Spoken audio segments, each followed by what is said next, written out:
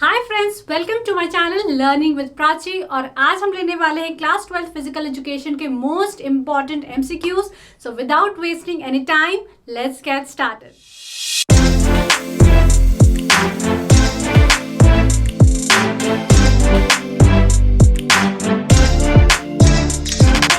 दोस्तों, हम देखने वाले हैं 50 most important MCQs. So are we ready? तो दोस्तों, हमारा पहला क्वेश्चन है, in knockout tournament team has to play large number of matches, play one match, gets bye, play till they are winning. तो हमने नॉकआउट टूर्नामेंट में देखा था कि ए बी के साथ खेलती है, सी डी के साथ खेलती है, ई एफ के साथ खेलती है, और जो जीतता है वही आगे जाता है और जो हारता है वो डायरेक्टली एलिमिनेट होके घर जाता है। तो इसका आंसर क्या होगा? Play till they are winning. वो जब तक खेल सकते हैं जब तक वो जीत रहे हैं, जैसे ही वो हारेंगे वो आउट हो जाएंगे। ऑलराइट, हमारा नेक्स्ट क्वेश्चन है, the work of finance committee is. तो हमने बहुत सारी कमिटी पढ़ी थी प्लानिंग इन स्पोर्ट्स में। तो पहला, to manage the guest and officials. Next is to inform the media and press about the events. Next is to provide funds for various activities and committees. Next is to manage the discipline in the tournament. तो इसका answer क्या होगा? First, to manage the guest and officials. ये कौन सी committee करती है? ये करती है ceremonial committee. To inform the media and press about the events. ये कौन सी कमेटी करती है? Press and media committee. तो इसका आंसर क्या होगा? To provide funds for various activities and committees. Finance committee का काम होता है सारी ही कमेटी को फंड्स देना, फंड्स अरेंज करना, ठीक है, फंड्स को प्रॉपर अलोकेट करना। And last, to manage the discipline in the tournament. ये कौन सी कमेटी करती है? Discipline committee. ठीक है, तो इसका आंसर होगा number 3। Next is, balance diet contains high source of. Balance diet में क्या क्या होता है? Proteins, fruits, fats, all components of diet in balanced form. तो इसका आंसर क्या होगा? बैलेंस डाइट का मतलब ही होता है एक ऐसी डाइट जो बैलेंस है, जिसमें सारी चीज़ें जो हैं वो बैलेंस्ड हैं। ठीक है, तो इसका आंसर होगा all components of diet in balanced form. सारे ही कॉम्पोनेंट्स होते हैं, उसमें सारी ही चीज़ें होती हैं, प्रोटीन्स, फैट्स, विटामिन्स, लेकिन बैलेंस्ड तरीके से। ठीक है, next is, deficiency of vitamin A causes. Vitamin A की कमी से क्या होता है? Scurvy, rickets, goitre, night blindness. ठीक है, स्कर्वी किससे होता है? विटामिन सी की कमी से। रिकेट्स किससे होता है? विटामिन डी की कमी से। गॉइटर किससे होता है? आयोडीन की कमी से। तो इसका आंसर क्या होगा? विटामिन ए की डिफिशियंसी से होता है नाइट ब्लाइंडनेस। ठीक है, next is, pitfall of dieting is. Dieting का एक डिसएडवांटेज क्या है? Skipping meal, increase energy food, drinking lots of water, eating too much. तो इसका आंसर क्या होगा? डाइटिंग में क्या होता है? स्किपिंग मील। जो इंसान डाइटिंग करता है वो मील्स को स्किप करता है। Next is, yoga means union of आत्मा and paramatma, disease free life, tension free life, performing asanas. तो हमने जब ये चैप्टर पढ़ा था तो हमने पढ़ा था कि योगा जो वर्ड है वो युज से निकला है, which means to join. It is union of आत्मा एंड परमात्मा। तो इसका आंसर क्या होगा? यूनियन ऑफ आत्मा एंड परमात्मा। Next is, obesity cause. Obesity का मतलब क्या है? कि इंसान बहुत ज़्यादा मोटा होता है, उसके बॉडी में बहुत ज़्यादा फैट होता है। और बेसिकली ये क्यों होता है? क्योंकि वो फिजिकल एक्टिविटी ज़्यादा नहीं करता है और ठीक से खाना नहीं खाता है, जंक फूड बहुत खाता है, कोल्ड ड्रिंक्स बहुत पीता है। तो ओबेसिटी कॉजेज अंडरवेट, वजन कम हो जाता है, डायबिटीज़ हो जाती है, excess of fat in body, या फिर बैक पेन। तो इसका आंसर क्या होगा? डायबिटीज़ इसका सही आंसर होगा, क्योंकि ओबेसिटी जिनको होती है यूजुअली उनको डायबिटीज़ की प्रॉब्लम होती है, क्योंकि जो लोग ओबेसिटी से पीड़ित होते हैं उनका खाना पीना सही नहीं रहता है, सेडेंटरी लाइफस्टाइल होती है, फिजिकल एक्टिविटी कम होती है, ठीक है, सोडा ज़्यादा लेते हैं, फिर शुगर रिलेटेड चीज़ें ज़्यादा खाते हैं, उनकी लाइफस्टाइल अच्छी नहीं होती, उनके कोल्ड ड्रिंक पीने की बहुत आदत होती है, जिसके कारण शुगर उनकी बॉडी में जाती है। तो ओबेसिटी के कारण क्या होता है? Diabetes. Next is, hypertension causes high blood pressure in blood vessels, problem in lungs, pain in joints, all the above. Hypertension क्या कॉज करता है? लंग्स में प्रॉब्लम करता है? नहीं। Pain in joints? नो। इसका सही आंसर है high blood pressure in blood vessels. यानी हाइपरटेंशन को हम ब्लड प्रेशर की प्रॉब्लम भी बोलते हैं। और अगर हमारा जो ब्लड प्रेशर है वो 140/90 की लिमिट को क्रॉस कर देता है तो हम बोलते हैं कि उस पर्सन को हाइपरटेंशन की प्रॉब्लम है। All right. Next is disability means. Disability का मतलब क्या है? Not able to work, problem और इलनेस ऑफ बॉडी और mind, sense organs not working properly, impairment of cognitive, developmental and intellectual. ठीक है, अब हमने पढ़ा था कि जो डिसेबिलिटी से पीड़ित होते हैं उनको इम्पेयरमेंट होती है ऑफ कॉग्निटिव. कॉग्निटिव का मतलब है थॉट प्रोसेस में प्रॉब्लम होती है, उनको सोचने में दिक्कत आती है, उनको माइंड से रिलेटेड प्रॉब्लम होती है. डेवलपमेंटल का मतलब है उनकी बॉडी या फिर माइंड प्रॉपरली डेवलप नहीं हो पाता है. और इंटेलेक्चुअल का मतलब है उनको लर्निंग में प्रॉब्लम आती है, कम्युनिकेशन में प्रॉब्लम आती है. तो डिसेबिलिटी का मतलब होता है impairment of cognitive, developmental and intellectual. हमारा नेक्स्ट क्वेश्चन है ADHD symptoms are opposite in argumentative behaviour, over sensitive, difficult in controlling behaviour, can not think properly. ठीक है, तो ADHD का फुल फॉर्म क्या है? Attention deficit hyper activity disorder. Problem क्या रहती है इसमें? जो बच्चा होता है वो किसी भी एक्टिविटी को एक तरीके से कर नहीं पाता है, वो हाइपर एक्टिव होता है, तो बहुत सारी एक्टिविटीज़ एक साथ करने की कोशिश करता है या जंप करता है फ्रॉम एक्टिविटीज़ टू एक्टिविटीज़, और उसका जो उसको अटेंशन की प्रॉब्लम होती है वो एक जगह पे अटेंशन नहीं लगा पाता. तो इसका आंसर क्या होगा? Opposite in argumentative behaviour. ये हम किस में देखते हैं?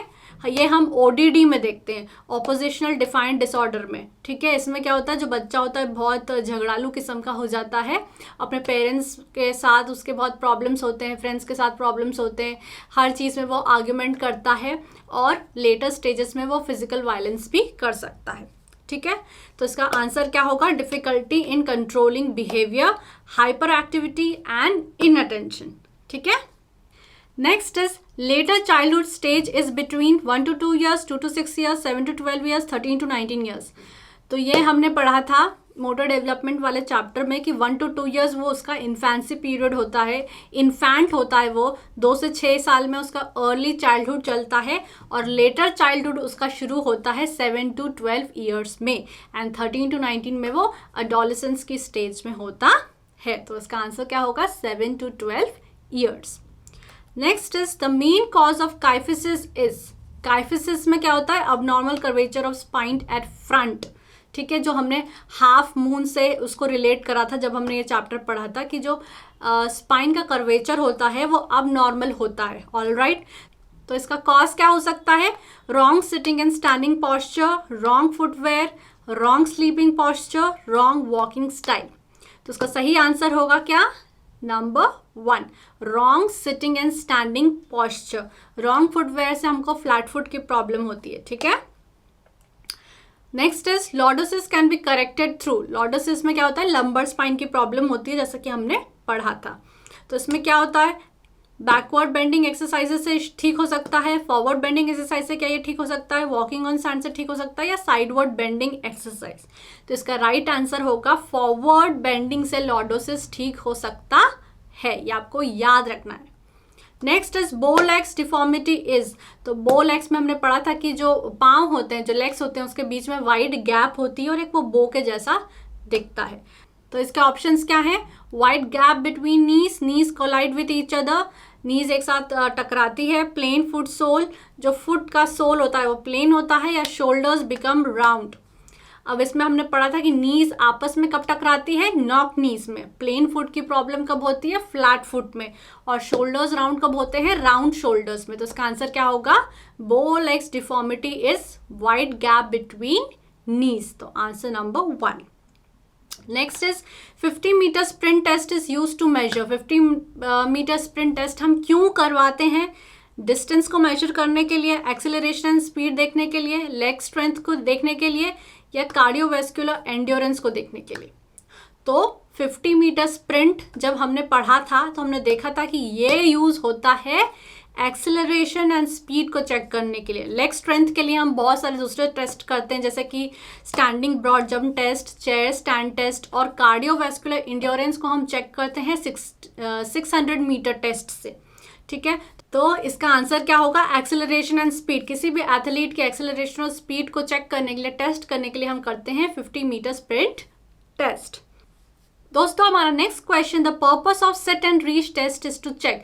सिट एंड रीच टेस्ट में हम क्या करते हैं, रूलर रख देते हैं और फिर हम झुक के पाँव को छूने की कोशिश करते हैं। तो इसमें क्या चेक करते हैं, हम शोल्डर स्ट्रेंथ चेक करते हैं, एंड्योरेंस चेक करते हैं, एजिलिटी चेक करते हैं, फ्लेक्सिबिलिटी ऑफ लोअर बैक। तो एंड्योरेंस हम कैसे चेक कर सकते हैं, एंड्योरेंस हम पुशअप से चेक करते हैं, ठीक है।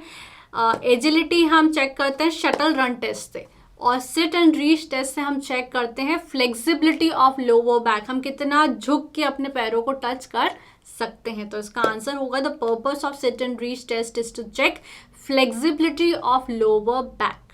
Next is pushup test is used to measure abdominal strength, lower back flexibility, upper body strength and endurance, explosive strength। तो abdominal strength यानी पेट की जो स्ट्रेंथ है हमारी, वो हम कैसे चेक करते हैं, पार्शियल कर्ल अप से। पार्शियल कर्ल अप में उठते हैं, झुकते हैं, उठते हैं, झुकते हैं, तो हमारे abdominal स्ट्रेंथ चेक होती है। लोअर बैक फ्लेक्सिबिलिटी अभी हमने देखा कि सिट एंड रीच टेस्ट से हम चेक करते हैं, झुकते हैं तो हमारे लोअर बैक की जो फ्लेक्सिबिलिटी है वो चेक हो जाती है। और एक्सप्लोसिव स्ट्रेंथ हम चेक करते हैं स्टैंडिंग ब्रॉड जंप टेस्ट से। तो पुशअप से हम चेक करते हैं upper body strength and endurance. तो इसका आंसर होगा number 3, upper body strength and endurance. जब भी आप कंफ्यूज हो ना, तो आप ये टेस्ट थोड़ा सा मन में करके देख लो कि अब्डोमिनल स्ट्रेंथ में क्या होता है, पार्शियल कर्ल अप हम करते हैं, ऊपर नीचे झुकते हैं तो हमारी अब्डोमिनल एरिया चेक होता है। एक्सप्लोजिव स्ट्रेंथ यानी स्टैंडिंग ब्रॉड जंप टेस्ट करते हैं तो उससे चेक होता है। फ्लेक्सिबिलिटी हमारी सिट एंड रीच टेस्ट से चेक होती है, तो हमारी अपर बॉडी की स्ट्रेंथ पुशअप से चेक होती है, ठीक है। Next is Rikli and Jones test is meant for. ये वाला जो टेस्ट है वो किसके लिए होता है, सीनियर सिटीजन के लिए, चिल्ड्रन के लिए, अडल्ट के लिए, फीमेल के लिए। तो हमने पढ़ा था कि Rikli and Jones test is specifically design for senior citizen fitness. Next is which of these is not a part of Rikli and Jones test. तो हमने पढ़ा था कि रिकली एंड जोन्स टेस्ट में बहुत सारे टेस्ट होते हैं, जैसे कि चेयर स्टैंड टेस्ट उसमें होता है, बैक स्क्रैच टेस्ट उसमें होता है, 8 feet up and go test उसमें होता है। तो कौन सा नहीं होता है, medicine ball throw test, this is not a part of Rikli and Jones test. Alright, next is endurance depends upon. Endurance का मतलब क्या है कि थकान की कंडीशन में भी अगर आप काम कर सके, फटीग की कंडीशन में भी अगर आप किसी एक्टिविटी को कंप्लीट कर सके, तो वो होता है एंड्योरेंस। तो इसका ये किस पे डिपेंड होता है, maximal oxygen Uptake, white muscle fibre, body weight, joint articulation, ठीक है।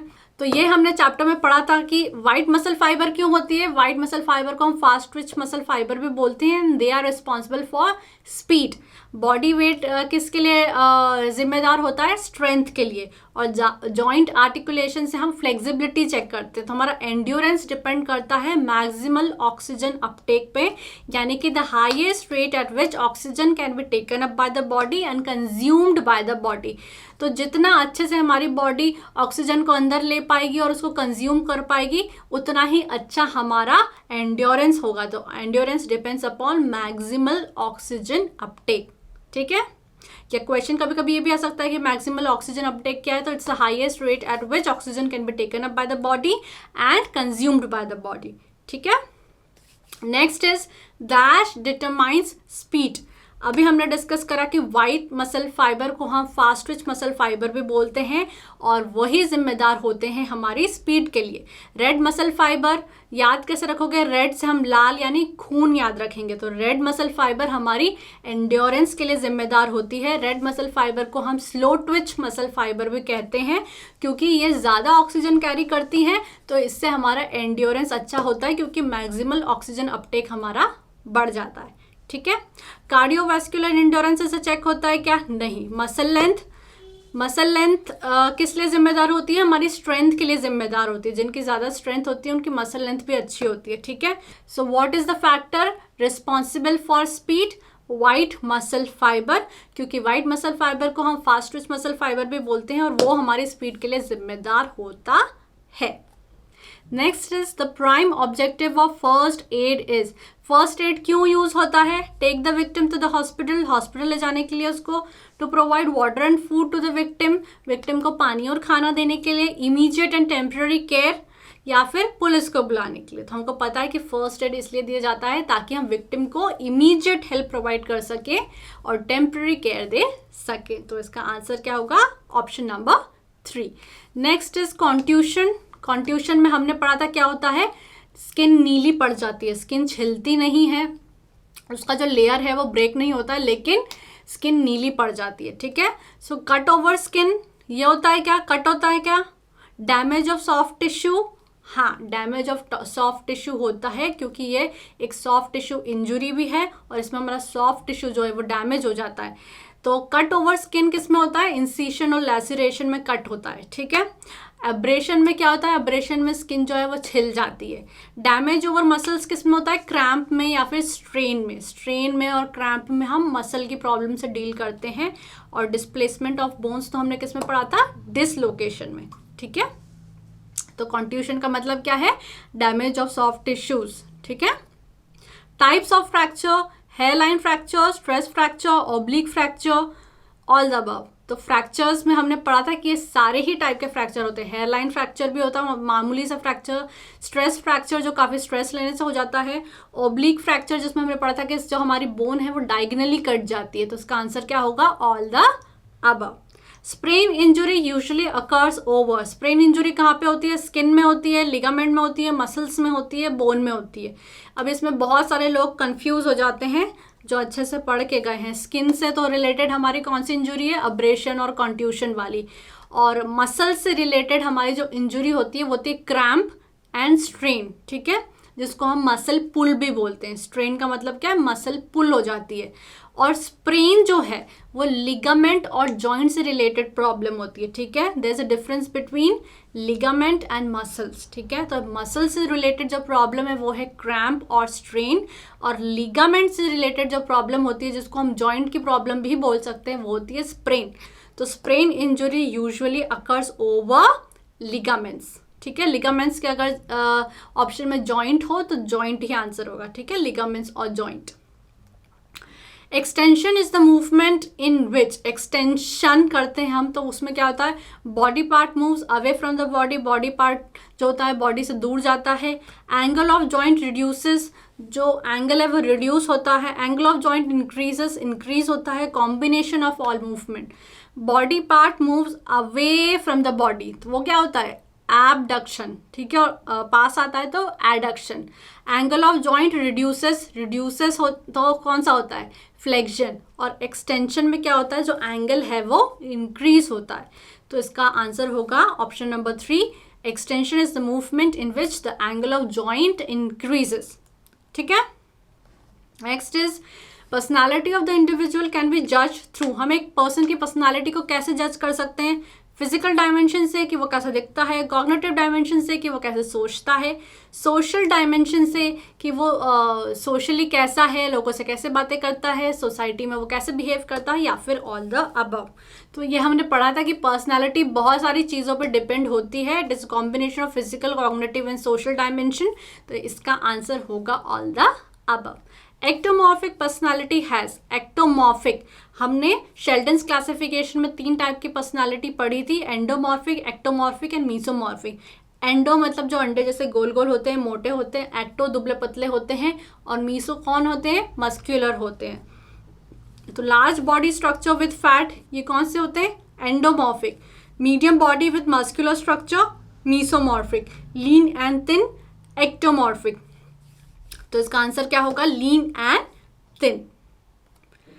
Next is introvert personality is characterised by, जो पर्सन इंट्रोवर्ट होते हैं वो कैसे होते हैं, फ्रेंडली एंड टॉकेटिव, बहुत बातें करते हैं, शाय एंड टॉक लेस, थोड़े शर्मीले होते हैं, बातें कम करते हैं, लीडरशिप एबिलिटी उनमें होती है, या नन ऑफ द अबव। तो जो इंट्रोवर्ट होते हैं वो शाय होते हैं और कम बात करते हैं, तो इसका आंसर होगा option number 2। Next is intrinsic motivation depends upon, intrinsic मतलब इंटरनल, जो लोग इंटरनली मोटिवेटेड होते हैं किस पे डिपेंड होता है, teachers guidance to improve, teacher उनको बोलता है इम्प्रूव होने के लिए, फियर ऑफ पनिशमेंट, पनिशमेंट के डर से, रिवॉर्ड एंड ऑनर, रिवॉर्ड मिलेगा इसलिए, या फिर सेल्फ रियलाइजेशन टू इम्प्रूव। तो हमने पढ़ा था कि जो लोग इंटरनली मोटिवेटेड होते हैं उनको एक्सटर्नली कुछ भी मोटिवेट नहीं करता, उनके अंदर ही मोटिवेशन होता है, वो खुद इम्प्रूव करना चाहते हैं इसीलिए। तो intrinsic motivation depends upon self realisation to improve. All right, aggression types are hostile aggression, instrumental aggression, assertive aggression, all the above. तो हमने पढ़ा था कि हॉस्टाइल अग्रेशन में क्या होता है, प्राइमरी गोल होता है सामने वाले प्लेयर को इंजर करना, इंस्ट्रूमेंटल में क्या होता है कि प्राइमरी गोल तो मेरा गोल अचीव करना है, बट उसके लिए अगर कोई प्लेयर इंजर भी हो रहा है तो होने देता है। एंड असर्टिव में क्या होता है, हम लीगल प्रैक्टिसेस को अपनाते हैं प्रेशर क्रिएट करने के लिए, जैसे स्लेजिंग होता है क्रिकेट में, गाली गलौज करना, अपशब्द बोलना। तो ये तीनों ही टाइप एक अग्रेशन का टाइप है। ऑल राइट दोस्तों, हमारा नेक्स्ट क्वेश्चन है which among these is not related with flexibility. इनमें से कौन सी चीज फ्लेक्सिबिलिटी से रिलेटेड नहीं है? Ballistic, static stretching, active flexibility, fartlek. तो ऊपर जो तीनों ही ऑप्शन है वो फ्लेक्सिबिलिटी से रिलेटेड है, और फार्टलेक एक एंड्योरेंस ट्रेनिंग मेथड है जिसमें एथलीट को नेचुरल इन्वायरमेंट में ट्रेन करा जाता है। तो इसका आंसर होगा फार्टलेक। ठीक है, next is a disorder related to brain in which there is trouble in receiving and responding to information can be termed as. एक ऐसा डिसऑर्डर जिसमें ब्रेन को प्रॉब्लम होती है इंफॉर्मेशन को रिसीव करने में या इंफॉर्मेशन को रिस्पॉन्ड करने में। तो वो कौन सा है? ODD, OCD, ADHD, SPD। तो ODD क्या है? ऑपोजिशनल डिफाइंड डिसऑर्डर, जिसमें बच्चे को बहुत गुस्सा आता है, तो ये दूर दूर तक ब्रेन से रिलेटेड नहीं है। OCD ऑब्सेसिव कंपल्सिव डिसऑर्डर, जिसमें बार बार हाथ धोने की प्रॉब्लम, चीज़ों को गिनने की प्रॉब्लम, मतलब एक तरीके का कंपल्सिव एक्शन होती है कि उसको करे बिना जो पर्सन है उसको चैन नहीं मिलता है। ADHD attention deficient hyper activity disorder, इसमें क्या होता है कि बच्चा बहुत हाइपर एक्टिव होता है, एक जगह ध्यान नहीं दे पाता। और SPD मतलब सेंसरी प्रोसेसिंग डिसऑर्डर, जिसमें ब्रेन को प्रॉब्लम होती है सेंसेस के थ्रू जो इन्फॉर्मेशन आई है उसको या तो रिसीव करने में या तो रिस्पॉन्ड करने में।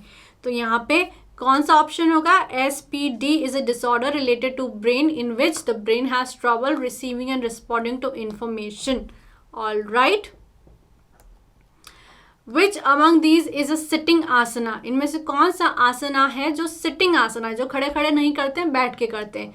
अर्ध मसेंद्र आसन, पदात्सना, अर्ध चक्रासन, त्रिकोण आसन। तो हमको पता है कि त्रिकोण आसन में ट्रायंगल बनता है, वो भी खड़े खड़े करना है। अर्ध चक्र आसन में भी खड़े खड़े, पदास्तना भी होता है, वो भी खड़े खड़े ही होता है। तो उसका आंसर होगा अर्ध मत्स्येंद्र आसन, जो बैठे बैठे होता है, जिसमें पर्सन थोड़ा सा पीछे देखता है। तो उसका राइट ऑप्शन होगा ऑप्शन नंबर 1।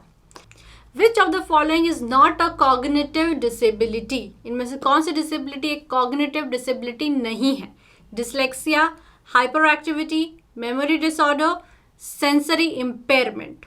तो इसका आंसर क्या होगा? सेंसरी इम्पेयरमेंट, क्योंकि ये कॉग्निटिव डिसेबिलिटी में नहीं आती है। Next is avoiding eye contact and preferring to stay alone are common to which disorder? कौन से डिसऑर्डर में ऐसा होता है कि बच्चा अकेले अकेले ही रहता है, ज़्यादा बातें करना पसंद नहीं करता, सोशल होना पसंद नहीं करता और अकेले रहना ही उसे अच्छा लगता है? SPD, ADHD, ASD, ODD। तो ODD में हमने पढ़ा कि गुस्सा करता है बहुत ज़्यादा, ADHD में हाइपर एक्टिव होता है, अटेंशन नहीं दे पाता है, SPD में सेंसेस से रिलेटेड प्रॉब्लम होती है, और ASD ऑटिज्म स्पेक्ट्रम डिसऑर्डर ही ऐसा डिसऑर्डर है जिसमें बच्चा एंटी सोशल बिहेवियर करता है, किसी से मिलना जुलना ज़्यादा पसंद नहीं करता है। Fine motor development is involve in. तो हमने मोटर डेवलपमेंट में पढ़ा था कि 2 टाइप के डेवलपमेंट होते हैं, ग्रॉस मोटर डेवलपमेंट और fine motor development. Gross motor development में क्या होता है? बड़ी बड़ी मसल्स डेवलप होती है। फाइन मोटर डेवलपमेंट में छोटी छोटी मसल्स डेवलप होती हैं। तो fine motor development is involve in sitting, walking, standing, catching a ball. Sitting में क्या होता है? ग्रॉस मोटर डेवलपमेंट हो रहा है, लार्ज मसल्स यहाँ पर है। वॉकिंग, स्टैंडिंग, यहाँ पर भी लार्ज मसल्स प्ले में है। फाइन मोटर डेवलपमेंट किस में आ रहा है? कैचिंग अ बॉल में, क्योंकि यहाँ पर स्मॉल मसल्स का यूज करा जाता है बॉल को कैच करने के लिए, और फाइन मोटर रिलेटेड है स्मॉल मसल्स से। तो यहाँ पे आंसर क्या होगा? Catching a ball. Newton's first law of motion is also known as, Newton का पहला law of motion is also known as law of inertia, law of acceleration, law of reaction, gravitational pull. तो हमने पढ़ा था कि Newton's first law of motion को law of inertia भी बोलते हैं।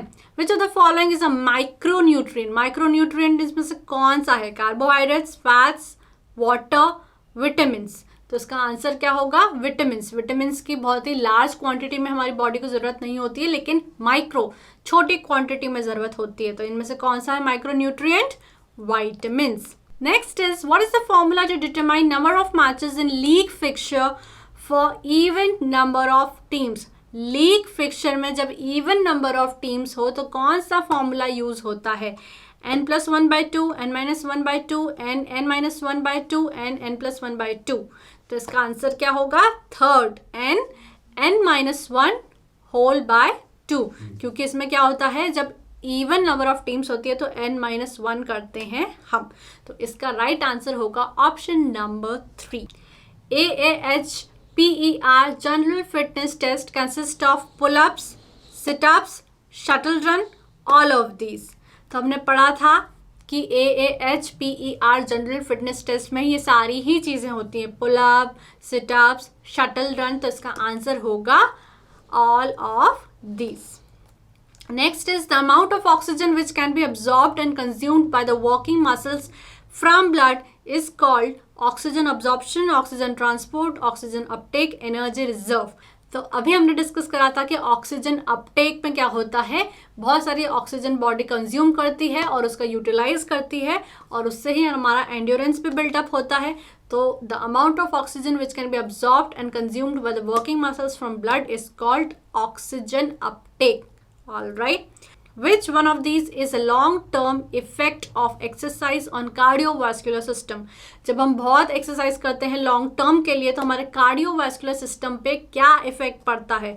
हमारी हार्ट रेट बढ़ जाती है, हमारा बॉडी टेम्परेचर बढ़ जाता है, हमारा कार्डियक आउटपुट बढ़ जाता है, हमारा बीपी बढ़ जाता है। तो इसका आंसर क्या होगा? जब हम बहुत अच्छी एक्सरसाइज करते हैं काफ़ी लंबे टाइम तक तो हमारा कार्डियोवास्कुलर सिस्टम में क्या इंप्रूवमेंट होती है? हमारा कार्डियक आउटपुट बढ़ जाता है। और कार्डियक आउटपुट का मतलब क्या है? कितना ज़्यादा ब्लड हमारा जो हार्ट है वो पंप कर सकता है। ठीक है, तो हमारा जो कार्डियक आउटपुट है वो बढ़ जाता है। ठीक है, next is acceleration run are use to improve strength, endurance, speed, flexibility. तो हमने पढ़ा था कि स्ट्रेंथ को इम्प्रूव करने के लिए कौन सी मेथड होती है? Isometric, isotonic, isokinetic. एंड्योरेंस को बढ़ाने के लिए कौन सी मेथड होती है? Continuous interval fartlek. और फ्लेक्सिबिलिटी को बढ़ाने के लिए, अच्छा करने के लिए कौन सी मेथड होती है? बैलिस्टिक और स्टैटिक। तो एक्सेलरेशन रन ट्रेनिंग मेथड से हम क्या बढ़ाते हैं, क्या डेवलप करते हैं? हमारी स्पीड। तो इसका आंसर होगा ऑप्शन नंबर 3। हमारा नेक्स्ट क्वेश्चन है over stretching of ligament cause strain, sprain, contusion, bruises. तो हमने डिस्कस करा था कि मसल से रिलेटेड जो प्रॉब्लम है वो होती है स्ट्रेन और लिगामेंट से रिलेटेड जो प्रॉब्लम होती है वो होती है स्प्रेन। तो इसका आंसर क्या होगा? Sprain. Next is when the angle between the two bones decreases it is called flexion, extension, abduction, adduction. जब मिड लाइन से बॉडी पार्ट दूर जाता है तो वो होता है एबडक्शन, पास आता है तो एडक्शन, बढ़ता है तो एक्सटेंशन और कम होता है तो फ्लेक्शन। तो इसका राइट आंसर है option number 1। Next is which of the following is not a spinal curvature deformity. यानी इनमें से कौन सी डिफॉर्मिटी हमारी स्पाइन से रिलेटेड नहीं है? Kyphosis, scoliosis, lordosis, flat foot. तुमने पढ़ा था कि काइफोसिस, लॉर्डोसिस, स्कोलियोसिस ये सारी ही प्रॉब्लम्स हमारी स्पाइन से रिलेटेड है।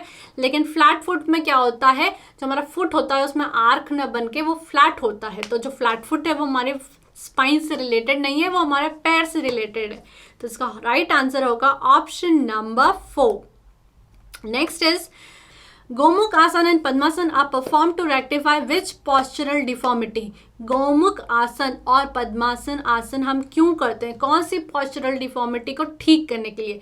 फ्लैट फुट ठीक करने के लिए, स्कोलियोसिस को ठीक करने के लिए, नॉक नीज को ठीक करने के लिए, बो लेग्स को ठीक करने के लिए। तो इसमें हम नॉक नीज की प्रॉब्लम जिसमें नीज आपस में टकराती है उसको ठीक करने के लिए हम गोमुख आसन और पद्मासन आसन करते हैं। Alright, which of the following is a macro mineral? Iodine, iron, copper, calcium. तो हमने जब माइक्रो और मैक्रो मिनरल्स पढ़े थे तो हमने पढ़ा था कि मैक्रो मिनरल्स में कैल्शियम भी आता है। ठीक है, और कौन कौन से हैं मैक्रो मिनरल्स? कैल्शियम है, पोटेशियम है, सोडियम है, मैग्नीशियम है। तो ये सारे ही हमारे मैक्रो मिनरल्स होते हैं। ऑलराइट, एंड हमारा लास्ट एमसीक्यू है person with emotional instability and negative emotions are termed as. वो पर्सन जिसकी इमोशनल स्टेबिलिटी नहीं होती है ज़्यादा, वो इमोशनली अनस्टेबल होता है, जिसके मन में काफ़ी ज़्यादा नेगेटिव थॉट्स होते हैं, वो किससे सफ़र करता है? उसको क्या वर्ड बोलते हैं? न्यूरोटिसिज्म, अग्रीबलनेस, ओपननेस या फिर कॉन्शियसनेस। तो हमने ये पढ़ा था किस में पढ़ा था, साइकोलॉजी एंड स्पोर्ट्स में पढ़ा था कि कॉन्शियसनेस क्या होता है, जिसमें सेल्फ डिसिप्लिन बहुत ज़्यादा होता है, या गोल अचीवमेंट की जो थॉट प्रोसेस है वो होती है। ओपननेस का मतलब क्या है कि वो दूसरे इंसानों की तरफ, आइडियाज़ की तरफ, फीलिंग्स की तरफ कितना ओपन है। अग्रीबलनेस का मतलब होता है वो कितना कोऑपरेटिव है। और जो पर्सन इमोशनली अनस्टेबल होता है, जिसमें नेगेटिव इमोशंस होते हैं, वो किससे सफ़र करता है, उसको क्या बोलते हैं, न्यूरोटिसिज्म। न्यूरोटिसिज्म यानी person with emotional instability and negative emotions. तो हमने पढ़ा था कि जो जिसमें काफ़ी ज़्यादा इमोशनल इंस्टेबिलिटी होती है उसका न्यूरोटिसिज्म लेवल ज़्यादा होता है। ठीक है, तो इसी के साथ हमारा एमसीक्यू क्वेश्चन यहीं पे ख़त्म हो जाते हैं। तो फ्रेंड्स, अगर आपको ये वीडियो अच्छी लगी हो तो वीडियो को लाइक कर दो, चैनल को सब्सक्राइब कर दो, do share this video and thank you for watching.